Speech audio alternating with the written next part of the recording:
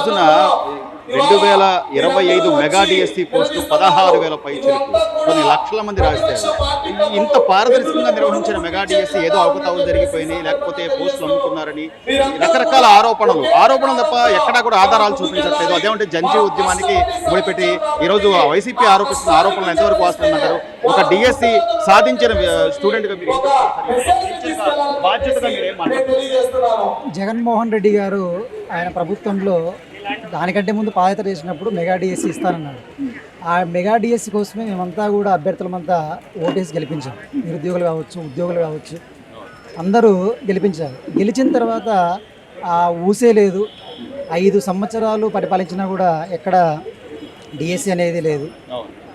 చివరిలో 6,000 వదిలి దాన్ని మెగా డిఎస్సి అన్నారు. అది కూడా ఎలక్షన్ ముందు వదిలి దానికోసం మళ్ళీ ఎలక్షన్ కూడా అన్నారు. మేమంతా కష్టపడి చాలా బాధపడాల్సి వచ్చింది. అప్పుడు చంద్రబాబు నాయుడు గారు మాటిచ్చారు మాకు, మేము రాగానే మెగా డిఎస్సితోన మీరు ఊహించని రీతిలో వదులుతామని చెప్పారు. ఆ ఆశతోనే మేము ఉద్యోగులం కావచ్చు, నిరుద్యోగులు కావచ్చు, అందరూ కూడా ఆశతో ఓటేశాం, గెలిపించాం. వచ్చిన వెంటనే మొదటి సంతకం 16,000 పైచిలుకు మీద సంతకం చేయడం మాకు చాలా ఆనందం కలిగించింది. అది కూడా ఒక సంవత్సరంలో ఎటువంటి అవకతవకలు లేకుండా మొత్తం పబ్లిసిటీ, అంటే పేపర్ కావచ్చు, న్యూస్ కావచ్చు, అన్నీ కూడా పారదర్శకంగా నిర్వహించారు. ఎక్కడ కూడా అవకతవకలు లేవు. ఆరోపణలు చేస్తున్నారు కానీ ఎటువంటి ఆధారం లేదు. ఆధారం ఉంటే వాళ్ళు కేసు వేయచ్చు, హైకోర్టుకి వేయచ్చు, సుప్రీంకోర్టుకి వేయచ్చు. కానీ హైకోర్టులో కూడా ఆధారాలు లేకుండానే వాళ్ళు వెనక్కి పంపించడం జరిగింది. కాబట్టి ఈరోజు మేమంతా కూడా మెగా డిఎస్సిలో సెలెక్ట్ అయినటువంటి అభ్యర్థులంతా కూడా మాకు అంటే ఎటువంటి అవకతవకలు లేకుండా జరిగాయి అని మేమంతా సంఘటితం కావడం జరిగింది. కొన్ని ఏళ్ల తరబడి కష్టం సార్, అంటే గత 5-6 ఏళ్లలో లేవు. ఈ రోజున ఎంతో కష్టపడితే తప్ప ఈ కాంపిటేటివ్ ఎగ్జామ్స్లో సీటు వచ్చే పరిస్థితి లేదు, లేదా టీచర్ పోస్టు గురుతర బాధ్యత అంటారు.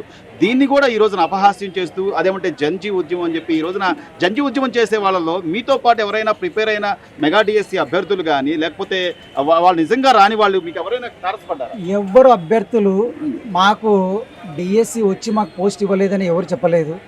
వాళ్ళు కాల్ లెటర్లో కూడా పంపించినప్పుడు క్లియర్ చెప్పారు, సర్టిఫికేట్ వెరిఫికేషన్ వచ్చినంత మాత్రాన జాబ్ వచ్చినట్టు కాదు అనేటువంటిది నోట్ ఉంది, మెన్షన్ చేసినారు. కాబట్టి అక్కడికి వచ్చి అక్కడ ఏమైనా సర్టిఫికేట్ లేకుంటే వాళ్ళకి వెనక్కి వెళ్ళారేమో కానీ ఎక్కడ కూడా అవకతవకలు అనేది జరగలేదు. చాలా పారదర్శకంగా నిర్వహించారు ఈ ప్రభుత్వము. ఈ ప్రభుత్వంలో మేము ప్రభుత్వ ఉద్యోగం అంటే టీచర్ ఉద్యోగం సంపాదించినందుకు మాకు ఎంతో ఆనందంగా ఉంది. కానీ ఈరోజు ఇట్లా ఆరోపణలు చేస్తుంటే మాకు చాలా బాధగా ఉంది. ఇన్ని ఏళ్ళ కష్టం, 7 ఏళ్ళు 10 ఏళ్ళు, కొంతమంది ఎన్నో తమ ధనాన్ని, సమయాన్ని అంతా కోల్పోయి, వయస్సును కోల్పోయి చివరికి ఉద్యోగాలు సంపాదించుకుంటే మళ్ళీ ఇప్పుడు ఇటువంటి ఆరోపణలు చేయడం చాలా బాధాకరంగా ఉంది. ఈ రోజున కోర్టులు కూడా చాలా స్పష్టంగా మొట్టికాయలు వేస్తున్న పరిస్థితి. అసలు అభ్యర్థులు లేకుండా రాజకీయంగా మీరు పిలిచేయటం ఏంటి, వాళ్ళు ఏరి అని చెప్పి అడుగుతున్నా కూడా ఇంత నిస్సిగ్గుగా, లేకపోతే ఇంత బాధ్యతారాహిత్యంగా ఎందుకు? పోనీ దీనివల్ల లాభం కేవలం రాజకీయ లాభం తప్ప ఇంకేదైనా ఉందంటారా వాళ్ళకి? దీనివల్ల ఒక రాజకీయ లాభంతోనే వాళ్ళు చేస్తున్నారు. ఎందుకంటే ఇప్పుడు వాళ్ళ ఆధారం ఉండాలి. ఇప్పుడు ఎక్కడికి వెళ్ళినా కూడా హైకోర్టుకి వెళ్ళినారు, హైకోర్టుకి వెళ్తే కూడా వాళ్ళు ఆధారాలు ఉంటే చూపించండి అంటే మళ్ళీ అక్కడ నుంచి వెనుదిరిగి వచ్చారు. మళ్ళీ అక్కడక్కడ ధర్నాలు చేస్తూ ఉన్నారు. ఏం లాభం కోరుకుని వాళ్ళు చేస్తున్నారో అర్థం కాలేదు. అంటే ఈ డిఎస్సి రద్దు చేయాలని కోరుకుంటున్నారా? ఇంతమంది ఉద్యోగాలు సంపాదించుకున్నారు, ఎంత కష్టపడి సంపాదించారు, మరి వాళ్ళంతా ఏం కావాలి? హారిజంటల్ కానివ్వండి, వర్టికల్ కానివ్వండి, అసలు వాళ్ళకి కనీసం దాని మీద ఒక నాలెడ్జ్ ఉందంటారా? ఈ రోజున ఆ నాలెడ్జ్ ఉంటే ఇటువంటి ధర్నాలు చేయరు, ఎక్కడ చేయరు. ఆ నాలెడ్జ్ ఉన్న వాళ్ళు, బాగా విద్యావేత్తలు ఇటువంటి ఆరోపణలు చేయరు. ఖచ్చితంగా ఇది అవగాహన రాహిత్యంతోనే చేస్తున్నారని నా అభిప్రాయం. ఎందుకంటే ఎంతోమంది ఉద్యోగులు ఈ కష్టం ఇది, ఈ కష్టాన్ని ఇలా ఆరోపణలతోన, నిందలతోన చేయకూడదని నా అభిప్రాయం. మీ పేరండి, మీరు దేనిలో క్వాలిఫై అయ్యారు మొన్న పోస్ట్? నా పేరు శ్రీనివాసులు, నేను ఎస్ఏ తెలుగుగా సెలెక్ట్ అయ్యాను. మెగా డిఎస్సికి సంబంధించి గత కొద్ది రోజులుగా జరుగుతున్న ఆరోపణలు కానీ, లేదా ఏదో అక్రమాలు జరిగిపోయాయి, హారిజంటల్ కానీ వర్టికల్ గా కానీ ఉద్యోగాలు కొన్ని అమ్ముకున్నారు అని చెప్పి పదే వాదిస్తున్నటువంటి వైసీపీ నాయకులుగా ఏం చెప్తారు? ఈ రోజున కొండారెడ్డి బురుజు సాక్షిగా కర్నూలులో జరుగుతున్న ఈ ర్యాలీ ద్వారా ఏం చెప్పాలనుకున్నారు? నిన్ననే గౌరవ హైకోర్టు వాళ్ళు క్లియర్గా చెప్పారు, ఇప్పుడు ఎవరైనా కానీ బాధితులు అనేవాళ్ళు కోర్టును అప్రోచ్ అవుతారు, నాకు అన్యాయం జరిగింది అని. కానీ రాష్ట్రంలో ఏ ఒక్క టీచర్ కూడా డిఎస్సిలో రాని వాళ్ళు ఏ ఒక్క టీచర్ కూడా కోర్టుకు పోయి నాకు ఈరోజు అన్యాయం జరిగిందని ఎవరు కోర్టును అప్రోచ్ కాలేదు. కాబట్టి బాధితులకు లేని బాధ మరి బయటి వాళ్ళకి ఎందుకు వస్తుందో మనం అర్థం చేసుకోవాలి. గౌరవ హైకోర్టు వాళ్ళు కూడా క్లియర్గా అదే అడిగినారు, ఎవరైనా బాధితులు ఉన్నారా. రెండోది, ఇప్పుడు ప్రభుత్వం వీళ్ళు కేసు వేసేటప్పుడు కూడా హైకోర్టులో కేసు వేసేటప్పుడు కానీ ఈరోజు వాళ్ళు ఏదైనా చేసేటప్పుడు కానీ కంపల్సరీగా ఫలాని రూల్ని వీళ్ళు వయలేట్ అయినారు, ఫలాని ప్రొసీజర్ని వీళ్ళు డీవియేట్ అయినారు అని స్పెసిఫిక్గా ఎక్కడ చెప్పడం లేదు. కేవలము ఒక అక్రమాలు జరిగినాయి అంటున్నారే కానీ ఏం అక్రమం జరిగింది, ఏ విధంగా అక్రమం జరిగింది, ఏ విధంగా అన్క్వాలిఫైడ్ అంటే అర్హత లేని వాళ్ళు ఉద్యోగాలు సంపాదించినారు, ఏ విధంగా అర్హతలు ఉన్న అభ్యర్థులు మోసపోయినారు లేదా నష్టపోయినారు అనేది స్పెసిఫిక్గా చెప్పడంలో వీళ్ళు ఫెయిల్యూర్ అవుతున్నారు. ఆధారాలు ఎక్కడ కూడా చూపించడం లేదు. ఇది ఎట్లుందంటే కష్టపడి చదివిన ఈ సెలెక్ట్ అయిన ఉపాధ్యాయులు ఈరోజు ఉద్యోగం వచ్చిందన్న ఆనందం కంటే కూడా వీళ్ళు ఏదో అక్రమ మార్గంలో వచ్చినారన్న బురద చేయడం వల్ల వాళ్ళు మానసిక క్షోభకు గురవుతున్నారు. ఇది దయచేసి దీన్ని రాజకీయం చేయడం సరైన పద్ధతి. ఏళ్ల తరబడి సార్, గత 5-6 ఏళ్లుగా ఈ మెగా డిఎస్సికి సంబంధించి ఎలాంటి నోటిఫికేషన్ లేవు. ఈ రోజున కూటమి ప్రభుత్వం వచ్చిన తర్వాత మొదటి సంతకం రాష్ట్ర ముఖ్యమంత్రి గారు మొదటి సంతకం చేసి 16,000 పైచీలకు సింగిల్ హ్యాండెడ్ గా లోకేష్ గారు ఈ మెగా డిఎస్సిని సక్సెస్ఫుల్ గా నిర్వహించారు. ఎందుకు పదే దాని మీద బురద చల్లడం కానీ లేకపోతే ఆధారాలు లేకుండా ఎలిగేషన్స్ కానీ వాళ్ళ కష్టాన్ని ఏళ్ల తరబడి వాళ్ళు కష్టపడి కోర్సులు తీసుకొని లేకపోతే శిక్షణ తీసుకొని ఈ రోజున ఉద్యోగాలు సంపాదించిన వాళ్ళ పొట్టకొట్టాలను కూడా ఎంతవరకు న్యాయం? ఇక్కడ ఎవరికైనా కానీ ప్రతిపక్షాలు కానీ ఎవరైనా కానీ ఒక్క విషయం గుర్తుపెట్టుకోవాలి, రాజకీయాలు చేయడానికి ఎన్నో మార్గాలు ఉన్నాయి, ఎన్నో సమస్యలు ఉన్నాయి. వాటి మీద రాజకీయం చేయకుండా కష్టపడి చేసిన ఉపాధ్యాయులకు ఉద్యోగం తెచ్చుకున్న వాళ్ళని కించపరిచే రకంగా ఈ రకంగా నిరాధారమైన ఆరోపణలు చేయడానికి మాత్రం ఎవరు కూడా సహించాల్సిన అవసరం లేదు.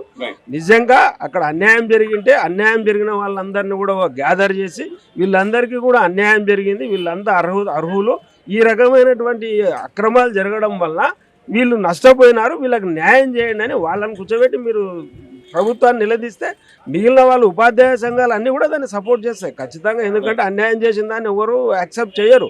బట్ అన్యాయం అనేది స్పెసిఫిక్గా మనం నిరూపించాల్సిన బాధ్యత ఆరోపణలు చేస్తున్న వాళ్ళని ఉంటుంది. సరైన ఆధారాలు సాక్ష్యాలతో ముందు తీసుకొని పోయి ఈ ఆధారాలు సాక్ష్యాలు ఉన్నాయి కాబట్టి మీరు చేసింది తప్పు, మీరు అక్రమాలకు పాల్పడినారు, సరిదిద్దుకోండి అని చెప్పేసి క్వశ్చన్ చేయడం ఒక పద్ధతి. అలా కాకుండా ఎటువంటి ఆధారాలు సాక్ష్యాలు లేకుండా అన్యాయం జరిగింది కేవలం బాధితులు కూడా ఇది నాకు అన్యాయం జరిగిందని ఒక బాధితుడు ముందుకు రాని సందర్భంలో ఆరోపణలు చేయడం అనేది సరైన విధానం కాదు. అది కేవలము ఈరోజు ఉద్యోగాలు తెచ్చుకున్నటువంటి వాళ్ళని మానసిక క్షోభకు గురి చేయడం తప్ప మరేదోటి కాదు. శేషపన్ రాజు, తెలుగునాడు ఉపాధ్యాయ సంఘం. ఏం చెప్తారు అంటే ఈ రోజున ఇన్ని వేల మంది ఉపాధ్యాయులు ఇక్కడికి ఒక దగ్గరకు వచ్చి వాళ్ళు ఈ మెగా డిఎస్సిలో ఏదైతే ఆరోపణలు చేస్తున్నారో ఆధారాలు లేని ఆరోపణలు ఇవి నిలవవు అని వాళ్ళు ఏదైతే ఘంటాపథంగా చెప్తారో వాళ్ళ తరపున మీరు ఏం మాట్లాడతారు? ఈ వైసీపీ జంజీ ఉద్యమం అని చెప్తారు. నా పేరు మన్నోజ్ శ్రీనివాస్ అండి, తెలుగునాడు ఉపాధ్యాయ సంఘం రాష్ట్ర అధ్యక్షుడిని. మీరు అన్నట్లు కేవలము లోకేష్ బాబు విద్యాశాఖని వాళ్ళు చెప్పినట్లు మెగా డిఎస్సి ఇవ్వటము, 350 కేసులు వేసినప్పటికీ 150 రోజుల్లో వాటి అన్నింటినీ అధిగమించి కోర్టుల ద్వారా వాళ్ళకి డిఎస్సి నియామకాలు చేపట్టడం అనేది ఒక చరిత్ర. ఇటువంటి పరిస్థితుల్లో వాళ్ళు డిఎస్సి ఇవ్వకపోగా ఇచ్చిన వాటిని ఈ విధంగా గందరగోళం చేయడం అనేది మేము ఖండిస్తున్నాము. కేవలము గత సంవత్సరం నుంచి ఎటువంటి ఆధారాలు లేకుండా కేవలం ఆరోపణలతో కాళ్ళ వెల్లదీస్తూ కేవలం గాసిపులు క్రియేట్ చేస్తూ సపోజ్ 2 లక్షల మంది రాస్తే మెరిట్లో 16,000 మంది సక్సెస్ అయ్యారు కాబట్టి మిగతా వాళ్ళని కొంత రాజకీయ ఎత్తుగడగానే మేము భావిస్తున్నాము.